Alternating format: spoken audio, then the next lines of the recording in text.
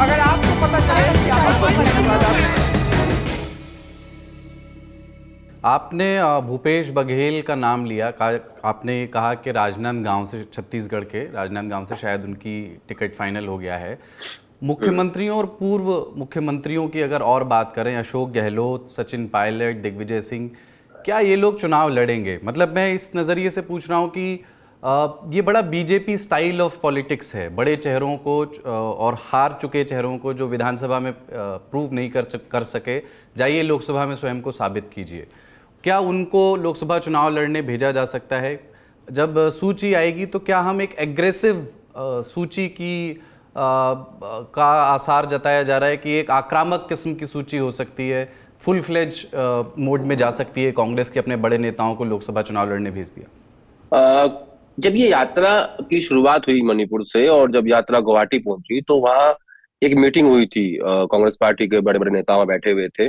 तो वहां राहुल गांधी ने कहा कि मैं ऐसा चाहता हूं कि कांग्रेस पार्टी के पूर्व मुख्यमंत्री या जो मुख्यमंत्री बनना चाहते हैं या जो और हमारे वरिष्ठ नेता हैं उन सबको लोकसभा चुनाव लड़ना चाहिए।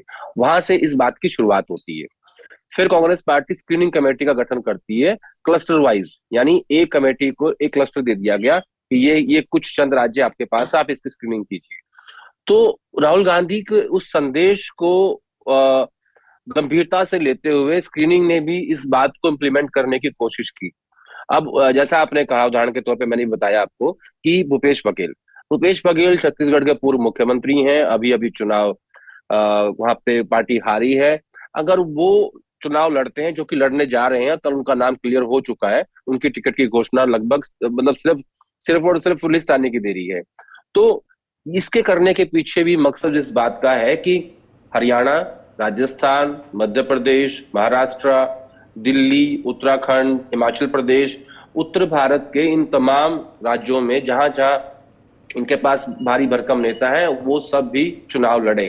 अब जैसे राजस्थान में आप देखिए, अशोक गहलोत चाहते हैं कि उनके सपुत्र वैभव गहलोत चुनाव लड़े जालोर से। लेकिन जिस हिसाब से पार्टी का प्लान चल रहा है उसमें मुझे लगता है कि कहीं ऐसा ना हो कि कांग्रेस लीडरशिप ये कह दे कि अशोक गहलोत ही चुनाव लड़ेंगे।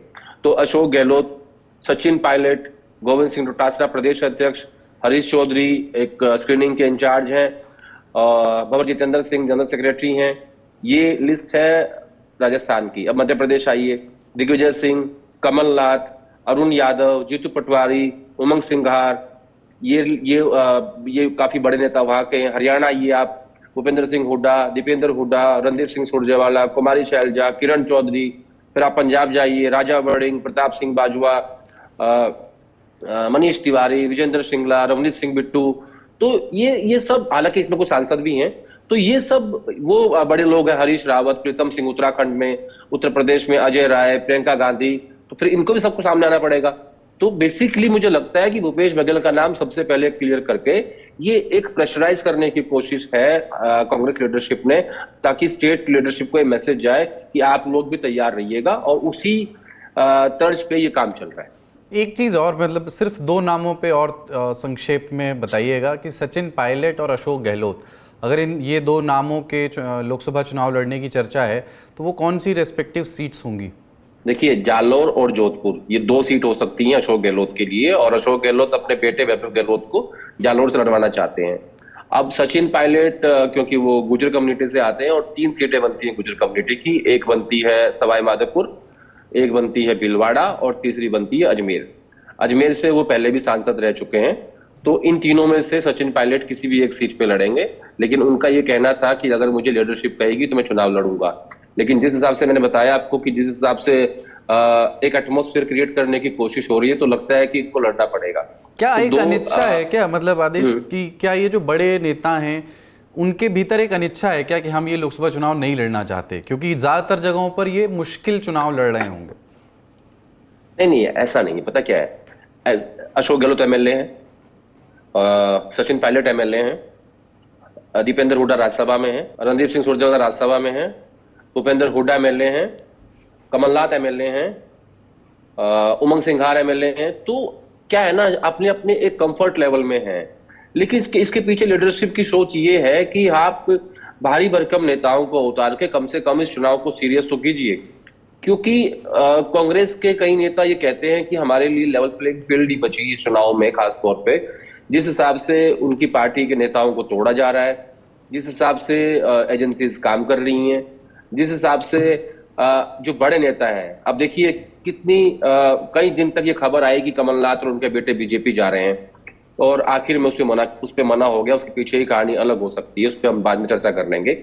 लेकिन एक मनोबल टूटता है किसी भी लीडरशिप का कि जब उनके वरिष्ठ नेता जो एक महीना पहले तक मुख्यमंत्री बन रहे थे और अब उनकी खबरें आ रही है कि भाजपा जा रहे हैं।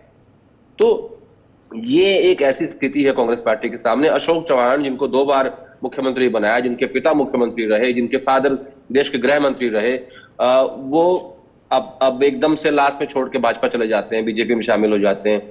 तो ये कुछ सेटबैक्स है कांग्रेस पार्टी की जिससे वो जूझ रही है। तो जब इनसे उबर पाएंगे तो जो इनके पास मजबूत कैंडिडेट बचे हैं, तो इनकी कोशिश ये है कि उन सबको हम मैदान में उतार दें। तो ये जो बार बार सेटबैक लग रहा है ना, और अभी भी ये खबर है कि महाराष्ट्र से कुछ और नेता भी संपर्क में हैं, राजस्थान से कुछ और नेता हैं जो वो बीजेपी के संपर्क में है, जिनका रिज्यूमे विनोद तावड़े की कमेटी के पास पड़ा हुआ है। तो ये इस सेटबैक से उभरने के लिए भी कांग्रेस पार्टी ऐसा कर रही है कि ये वरिष्ठ नेताओं को जो है वो लोकसभा के मैदान में उतारे। चलिए, बहुत शुक्रिया आदेश रावल।